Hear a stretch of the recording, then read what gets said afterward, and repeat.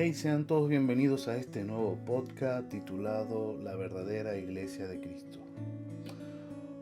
Hoy por hoy podemos ver a personas enfadadas con la iglesia, alegando que la gran mayoría de esta lo que buscan es enriquecerse con las ofrendas de sus feligreses. Personas que al ver los lujos de grandes catedrales y la vida de riqueza que llevan aquellos quienes las lideran, entran en un conflicto tratando de hallar un estatus en común entre la vida lujosa de estos supuestos líderes y la vida humilde de aquellos apóstoles que anunciaban las nuevas del reino. Por otro lado, podemos ver a personas dolidas con la iglesia, ya que algún líder, pastor o profeta les profetizó sobre sus vidas algún acontecimiento favorable que apaciguaría la prueba por la cual estaban pasando. ¿Y sabes qué? No se cumplió.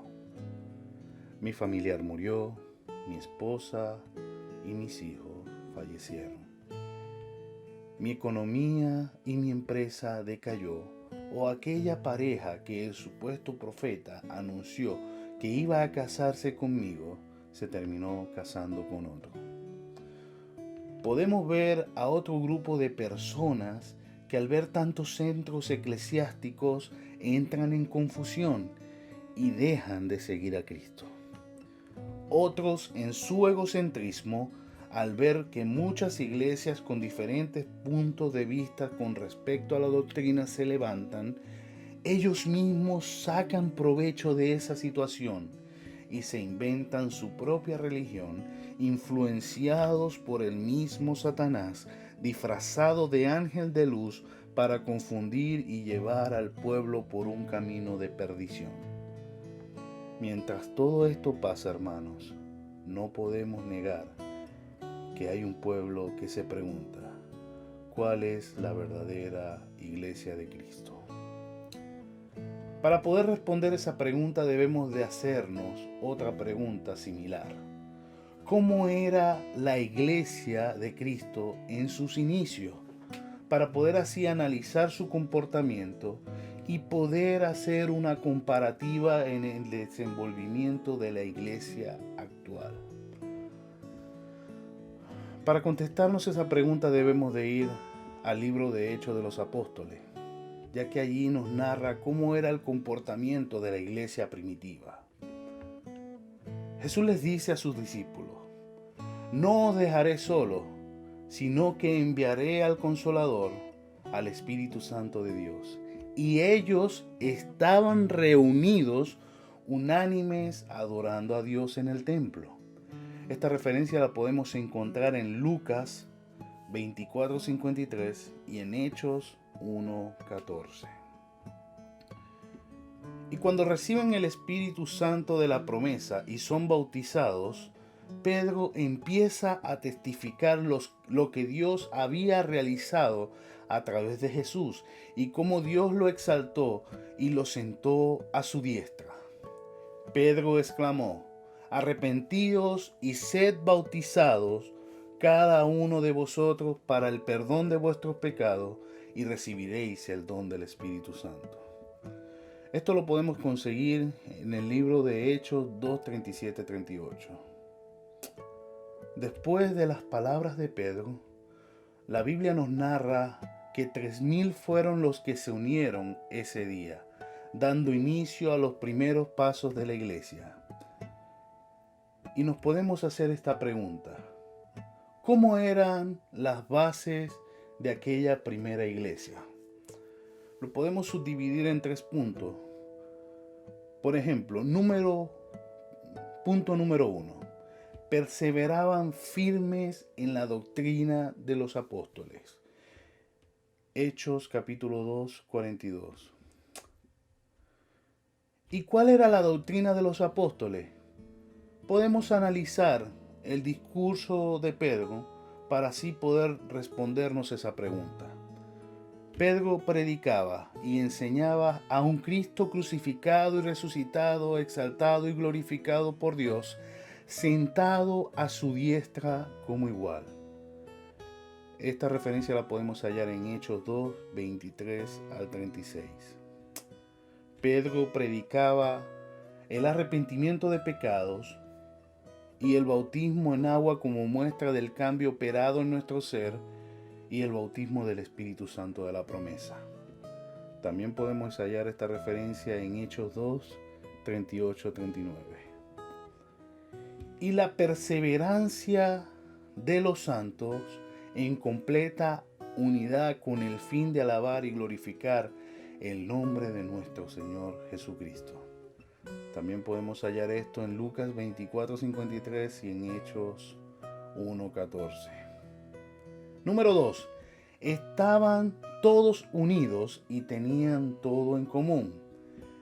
El capítulo 2 del verso 44 dice: estaban todos unidos y tenían todo en común.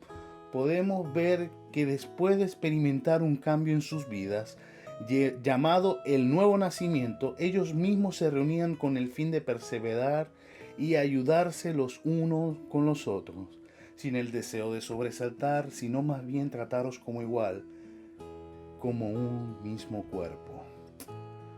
También nos narra la Biblia en el verso 45 que todos vendían sus pertenencias y lo repartían según la necesidad de cada uno, con el fin de lograr una igualdad grupal y suplir las necesidades de todos aquellos que no tenían nada. Se reunían en el templo y en las casas y compartían el pan y comían juntos con alegrías y sin sencillez de corazón. Punto número 3. Juntos con el fin de adorar a Dios. Y juntos alababan a Dios, y Dios añadía a la iglesia a los que iban siendo salvos. Ellos no solo se reunían con la intención de solo compartir anécdotas y la comida, sino que la máxima prioridad era adorar a aquel que les dio la vida, amor y perdón, y los hizo por medio de sus sacrificios hijos de Dios. Como lo dice claramente en algunos de los versículos, como en Hechos 1:14, todos perseveraban en oración y ruego. Lucas 24:53, y estaban siempre en el templo alabando y bendiciendo a Dios. Y en la mayoría de las ocasiones se reunían para levantar un clamor a Dios y así poder realizar la encomienda de predicar el Evangelio de salvación. Hechos 4, 23 y 31 podemos hallar esta referencia. Y en el mismo capítulo, en Hechos 31, después de haber orado, el lugar en donde estaban congregados tembló, y todos fueron llenos del Espíritu Santo, y hablaron con valentía la palabra de Dios. Hermanos, en conclusión, como norma fundamental, la verdadera iglesia debe de tener como máxima autoridad la palabra de Dios, y todos los sermones deben de estar centrados en la Biblia y no en filosofía humana. La verdadera iglesia denuncia el pecado y predica a Cristo crucificado y resucitado y la necesidad imperativa del arrepentimiento para perdón de nuestros pecados. La verdadera iglesia vive en hermandad, perseverando en la fe, ayudando al prójimo y siendo luz en la comunidad. La verdadera iglesia tiene a Cristo y a su palabra como pilar fundamental.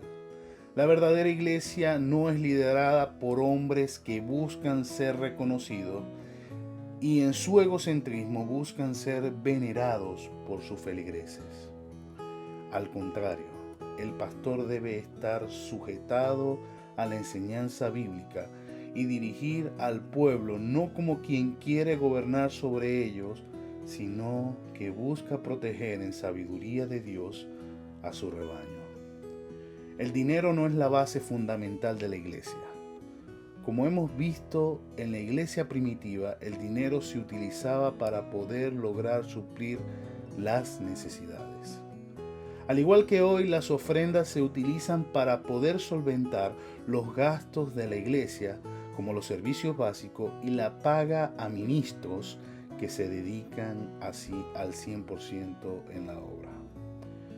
La verdadera iglesia se levanta sobre los cimientos doctrinales de los apóstoles y no sobre visiones de algún ángel o nueva revelación.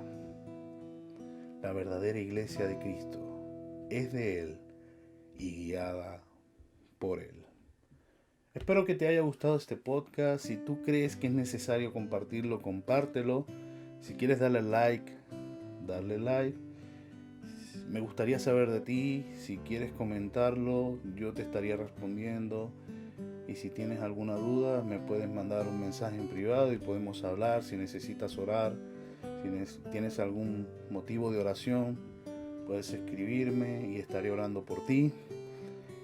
Y mi intención y mi oración es que tú puedas encontrar esa verdadera iglesia que predique a Cristo y el centro de la misma sea Él.